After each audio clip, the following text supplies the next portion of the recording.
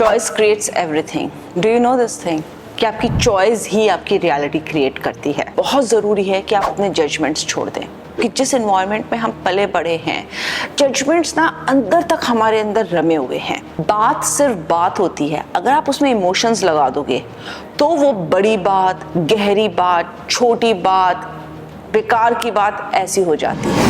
Judgements क्या होते हैं? ये सही है, ये गलत है, ये अच्छा है, ये बुरा है, ये ऊंचा है, ये नीचा है, वही तो जजमेंट्स बनाते हैं आपके। तो ट्रस्ट में आपका चाहे जैसा भी इमोशनल, फिजिकल, मेंटल वुंड हो, ट्रॉमा हो, कोई भी सेटबैक हो, आप उसे आसानी से रिलीज कर सकते हैं। इफ एंड बट्स में जीते हैं, वो पॉइंट है जब आप प्रेजेंट से एस्केप करके और आप फ्यूचर में ड्रूल कर रहे हैं। ब्लेम गेम में नहीं जाना।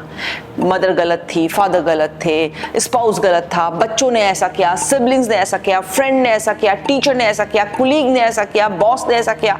फिनिश। जिंदगी सबसे खूबसूरत जीने का तरीका है जब आप ग्रैटिट्यूड में जीते हो। हर चीज चॉइस से स्टार्ट होती है। Choice creates everything. Do you know this thing? I am sure आपने ये फ्रेज पहले तो कहीं ना कहीं सुना होगा कि आपकी चॉइस ही आपकी रियलिटी क्रिएट करती है। सब कुछ जिंदगी में अच्छा चल रहा है तो हमें चॉइस बनाने की जरूरत ही क्या है? हमने चॉइस अच्छी जिंदगी जीने के लिए ही तो बनाई है। चलो अच्छा हो गया, पर आपको पता है उसे अगर आपको एक फ्लो में भी ले जाना है अपनी अच्छी चलती हुई जिंदगी को, तो भी आपको कुछ काम करने पड़ेंगे अपनी रोजमर्रा की जिंदगी में, जिससे वो ठीक ठाक चलती रहे और आप उन्नति करते चले जाएं। आज इस वीडियो के जरिए मैं वो ही आपसे बात करने वाली हूँ कि एक्चुअली में कुछ चीज़ें अगर आप वाकई में लाइफ से निकाल दें, उन्हें लेट गो कर दें, तो कैसे आपकी ज़िंदगी बहुत, स्पिरिचुअलिटी तो एक एक बहुत ब्रॉडर टर्म है, पर आप कैसे कॉन्शियसनेस में और आगे आगे बढ़ सकते हैं। तो उसमें सबसे पहली चीज़ आती है जजमेंट छोड़ना। अगर आप सच में चाहते हैं कि आप कॉन्शियस हो जाएं, कॉन्शियसनेस का मतलब अवेयर हो जाएं, प्रेजेंट मोमेंट में रहें, तो उसके लिए बहुत ज़रूरी है कि आप अपने जजमेंट्स छोड़ दें। पर क्या ये जजमेंट्स छोड़ना इतना आसान है? क्योंकि जिस एनवायरनमेंट में हम पले बड़े हैं, जजमेंट्स ना अंदर तक हमारे अंदर रमे हुए हैं। आप देखो, कोई भी चीज़ हो रही होती है, सबसे पहले एक सटल सी एनर्जी, एक आवाज़ आपके अंदर आ रही है कि अरे ये अगर ऐसे हो जाए तो, अरे ये अगर इस तरह से हो जाए तो, वही तो जजमेंट है। आप देखो, सारे दिन में ऐसी कितनी आवाज़ें माइंड में आपके आती हैं या अंतर मन में आपके आती हैं, वो ही एक्चुअली में आपकी ज़िंदगी चला रही होती हैं। आपको पता है हम क्यों बात करते हैं? अगर आपको लाइफ में आगे बढ़ना है तो कुछ चीज़ों को छोड़ने की, क्योंकि आप अगर लाइफ में आगे बढ़ना चाह रहे हो, आपको अपनी वाइब्रेशंस हाई करनी होंगी, और हायर वाइब्रेशंस ही एक जरिया होता है एक बहुत पीसफुल, ब्लिसफुल, प्रॉस्पेरिटी वाली ज़िंदगी जीने का। कभी उन लोगों से मिले हो जिनको सब कुछ मिलता है? वो मिलता कैसे है? क्योंकि वो हमेशा कंटिन्यूअस लूप में रहते हैं हायर वाइब्रेशंस के। वो कोई भी ऐसा काम नहीं करते हैं जिससे उनकी वाइब्रेशंस लो हो। पर आपको नहीं लगता वो भी हमारी तरह हार्ड मास के हैं, हमारे ही जैसे इन्वायरमेंट में पले बड़े हैं? फिर वो कैसे ऐसे डिफरेंट हो गए? क्योंकि उन्होंने अपने ऊपर काम किया है। अब यहाँ से आगे वीडियो आप तभी देखिएगा, प्लीज़ मेरी रिक्वेस्ट है, अगर आप ये चीज़ें छोड़ने के लिए तैयार हों। अदरवाइज, जैसे कि मैंने स्टार्टिंग में कहा, चॉइस है ये, तो आपकी चॉइस आपको बना भी सकती है और आपको बिगाड़ भी सकती है। हम बात करेंगे आपकी चॉइस ऐसी बनाने की जो आपकी ज़िंदगी बनाए। ठीक है? तो पहली चीज़ है, आपको जजमेंट्स छोड़ने होंगे, जो कि बहुत टफ है।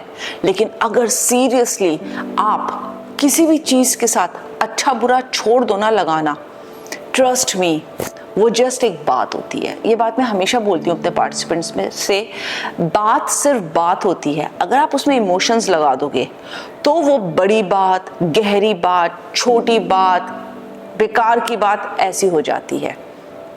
तो अगर आप राइट रॉन्ग किसी भी चीज़ के साथ लगाना बंद कर दो तो आप जजमेंट्स में थोड़ी जा रहे हो। जजमेंट्स क्या होते हैं? ये सही है, ये गलत है, ये अच्छा है, ये बुरा है, ये ऊंचा है, ये नीचा है, वही तो जजमेंट्स बनाते हैं आपके। तो ये करना बंद करो। बहुत मुश्किल है ये करना, मुझे मालूम है, क्योंकि जिस माहौल में हम रहते हैं हम आदी होते हैं ये सब करने के। But trust me, excess consciousness, जो कि मेरा फेवरेट मोडालिटी है, मैं इतनी मोडालिटीज़ करती हूँ पर इसमें मेरा ये फेवरेट है, क्योंकि ये अंदर तक एनर्जी आपकी शिफ्ट कर देता है। दूसरा टूल आता है, पास्ट में ड्रूल नहीं करना। आपको पास्ट में नहीं जाना। ये भी बहुत मुश्किल होता है लोगों के लिए, क्योंकि हमारे ना कुछ जख्म होते हैं, मेंटल वुंड्स होते हैं, इमोशनल वुंड्स होते हैं, जख्म होते हैं, फिजिकल जख्म होते हैं, जो वर्बल अब्यूज़ या फिजिकल अब्यूज़ या किसी भी तरह का अब्यूज़ हो सकता है, मोलेस्टेशन, सेक्सुअल अब्यूज़ के ज़रिए हमने झेला हो। अब उन सबको अगर आप रिलीज़ करना शुरू करोगे अपने अंदर से, तो आप देखोगे कि आप ज़्यादा से ज़्यादा प्रेजेंट मोमेंट में रहने लगे हो। हाँ, ये मुश्किल है किसी को अगर बचपन में बहुत मार पड़ी हो, कोई भी फादर या पेरेंट, कोई भी पेरेंट दोनों में से अगर बहुत ही ज़्यादा फिजिकल अब्यूज़ में रहा है बच्चे के साथ, तो उसके लिए थोड़ा मुश्किल होता है वो फेज़ भुलाना। लेकिन सच में बता रही हूँ, फॉरगिवनेस की कुछ ऐसी टेक्निक्स होती हैं जिसमें से हम होपोनोपोनो भी एक टेक्निक कहते हैं, स्क्रिप्टिंग भी बोलते हैं, जो कि बहुत पावरफुल होती है। एक्सेस फाउंडेशन तो है ही, जो अंदर तक जाके वुंड्स को क्लियर कर देता है। अगर आप ये सब करते हैं ना, तो ट्रस्ट में आपका चाहे जैसा भी इमोशनल, फिजिकल, मेंटल वुंड हो, ट्रॉमा हो, कोई भी सेटबैक हो, आप उसे आसानी से रिलीज़ कर सकते हैं। और जब आप उसे रिलीज़ करेंगे तो आप पास्ट में रूल नहीं करेंगे, आपका कोई हुक पॉइंट नहीं होगा, कोई रेफरेंस पॉइंट नहीं होगा जो आप बार बार जाके जिसे देखेंगे। ठीक है, तो पहली चीज़ थी हमारी जजमेंट्स, दूसरी चीज़ थी हमारी कि पास्ट में नहीं जाना है, ज़्यादा से ज़्यादा पास्ट को याद ही नहीं करना है। तीसरा है कि फ्यूचर के बारे में नहीं सोचना है। आपको पता है हम फ्यूचर के बारे में ज़्यादा क्यों सोचते हैं? क्योंकि हम एस्केपिज्म मोड में होते हैं। हम हर वक्त इसमें लगे रहते हैं, अच्छा आज ये काम नहीं कर पाए ना, कल को हम ऐसे कर लेंगे, या आगे चल के ना जिंदगी ऐसे ऐसे होगी ना, तब हम ऐसे ऐसे कर लेंगे। हम कितने ज़्यादा इफ़ एंड बट्स में जीते हैं, कभी सोचा है आपने? आज मैं आपको एक एक्सरसाइज दे रही हूँ, प्लीज़ या तो इस वीडियो को यहीं होल्ड करके 10 सेकेंड्स के लिए इसे पॉज भी डालिए और बैठ जाइए आंखें बंद करके और सोचिए कि आप कितना ज़्यादा ये कहते हैं, ये सिचुएशन अभी ऐसी नहीं हुई ना, ठीक है आगे चल के ना मैं ऐसे होगा ऐसे करूँगा, इसको ऐसे होगा तो ये सिचुएशन ऐसे बदल के ऐसे कर दूंगा।